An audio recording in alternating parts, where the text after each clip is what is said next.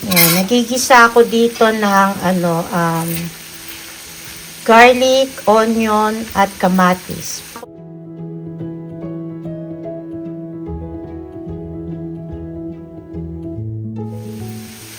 Ano ba ang lulutuin ko? Akala ko babaunin ni husband, may baon pa nga pala siya, kaya igigisa ko lang muna yan. Pagkagisa niyan, ilagay na ang bato. Teka lang. Isang kamay lang. Wait. Yan. Gisa lang yung dulong. Pakita ko sa inyo yung lalagyan. Ito yung nabibili ko sa Seafood City. Silverfish. Meron din yung previously frozen naman yan. So, hindi yan talaga fresh. Pero, pag binenta nila yan, hindi yung frozen. Meron din silang frozen. Yan. Masarap yan. Ito minsan ginagawa kong okoy. Pero ngayon, kasi kung babaunin, hindi naman mamaya pa yung pagkain nila. Kaya hindi na siya yung malutong. Teka, lalakasan ko lang yung aking heat. Basta gigisa-gisa lang yan. Tikman nyo muna. Huwag kayong basta maglagay ng timpla dahil may alat na yan. Tapos, ito, tutorta ako niyan bukas. Pero bukas ko, nagigisa ko lang to ngayon. Ayan. So, I'm done with the dulong or the silverfish.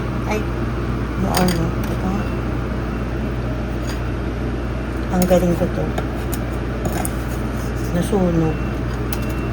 Tapos dito ko na rin i-fry yung yung silverfish.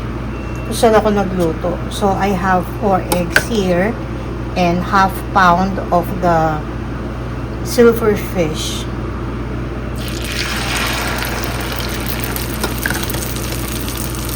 So, let's make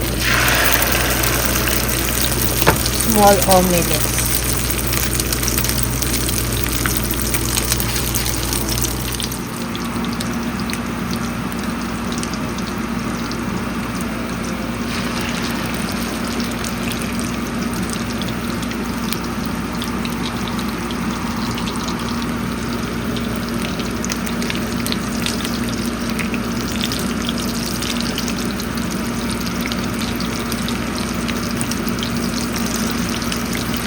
Make sure your oil is hot before putting the mixture. Yan. So, I was able to make 6 small to medium omelettes from the half pound of silverfish. Today naman ay gumagawa ako ng lugaw. Ito ay beef tripe and then mayroon ding beef bones. Masarap talaga may beef bones. Tapos may chicken pa yan nakasama. So, sa Philippines, madaling bumili nung dito kasi hindi ko alam kung paano, dapat siguro to sa mga butcher shops na maganda yung merong beef kneecap, yung sa may tuhod, yung nirarayuma ka doon, yung problema sa tuhod, yun, yung kneecap na meron siyang litid. Yun, try nyong bumili yun kung kayo nasa Pilipinas.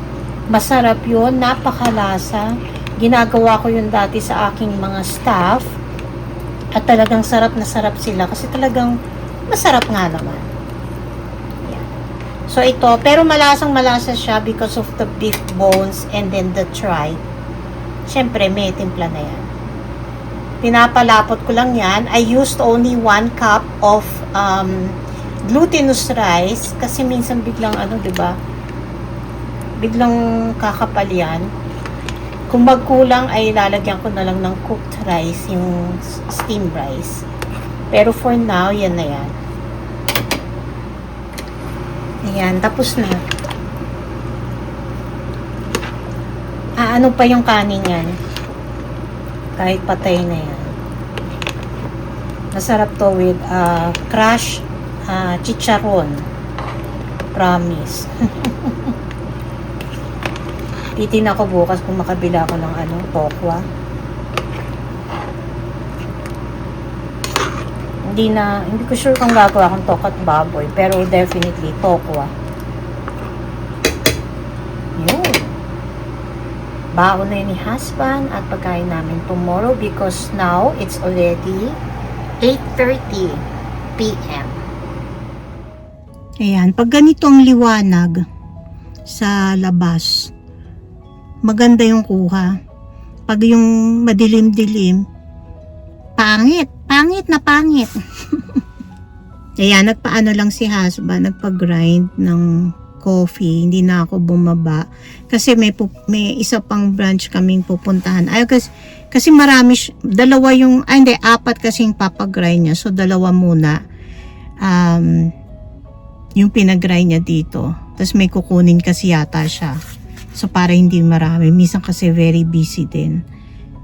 Yun, alam niyo to, yung nasa likod ko, yung LC Sweets, kakapukas lang yun parang last year lang ba. Magsasara na yata, wala nang laman sa loob.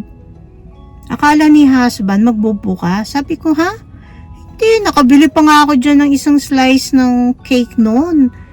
Maganda yung mga tinda niya, kaya lang siguro hindi maganda yung kanyang dyan. Tapos, although madami kasing offices dito, but the point is, baka mahal yung mga tinda, tas hindi kasi medyo maganda yung itsura from the outside, parang very simple lang.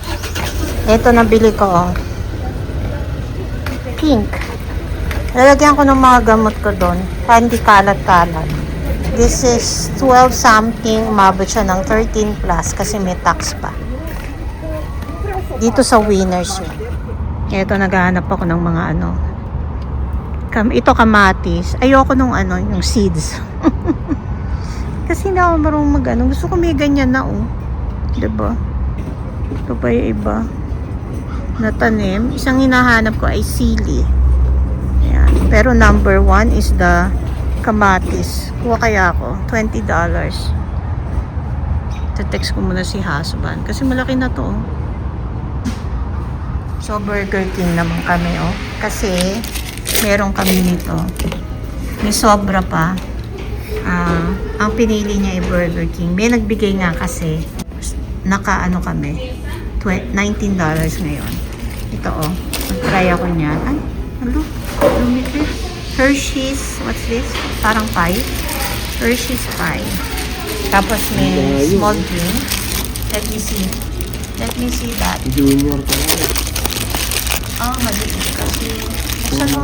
Aside mo. Junior mo pa lang. Dapat yung dog. Tapos ito ay... Hindi double, no regular. Oh, is that with salt? Looks like with salt. Wala. Ba't ganon? Can you open, please? Large ito? Can you help me? Ha? I don't know. Can you help me? Baka kasi ibang lalagyan minsan. Large ba yan? Hindi ko alam. Ano ba yung lalagyan ng This is onion rings. Tapos yung fries. And yung masarap favorite ni husband tong zesty sauce. Pero may marinara sauce pa rin because I have what's this? Mozzarella sticks. Ayan.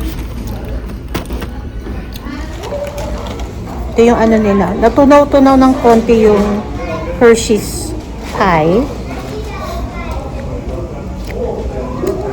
Sarap? Gano ba to? Ay, wala. Masarap. Yung Hershey's pie. It's $2.99. Pwede na. Try natin ang mozzarella stick.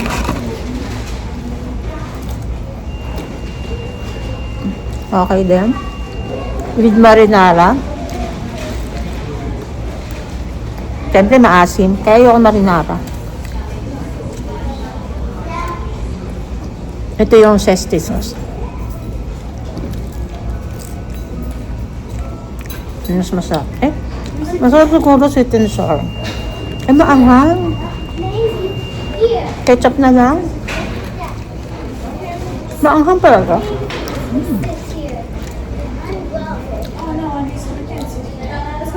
Onion rings. Okay lang. Pwede na. French fries.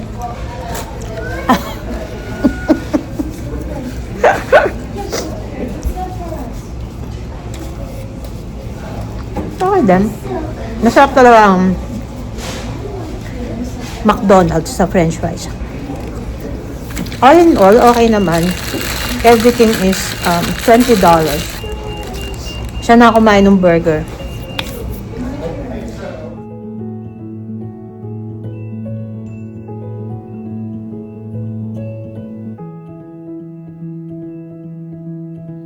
Ayan. Hello, today is Thursday.